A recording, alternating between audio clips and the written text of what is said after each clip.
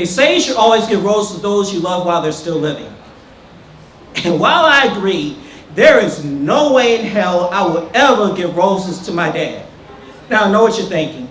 Here comes another toxic masculinity, ain't shit dad poem, but no, that's just stating my dad hates roses and the color red. He doesn't even own a red shirt.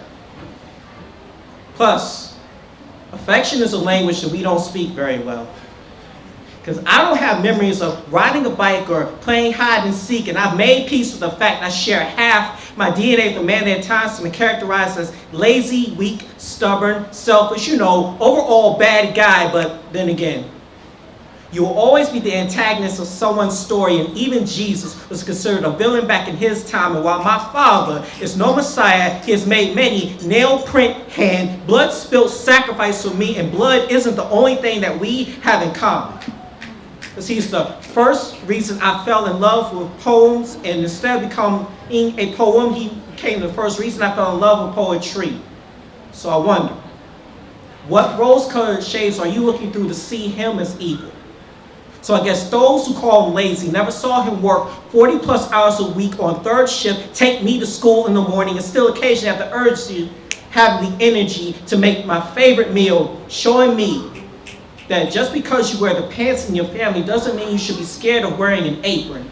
Those that say he's weak didn't stand at his bedside with me, watch him recover from emergency surgeries, and while all I could do was feel the warm blood in his body dropping to temperatures below freezing, he would only stand in his hospital bed cracking jokes because he would rather see me laughing. And those that say he's stubborn never witnessed conversations between me and him when others would have had their ears turning in the chimneys, eyes only seeing red, wishing they could no longer claim me. He only showed gentleness and a strong voice, and those that say he was selfish didn't hear about those times he passed up opportunities to buy a red Corvette to buy me a drum set because he would have rather been the driving force behind my love for music, or maybe he is all these things.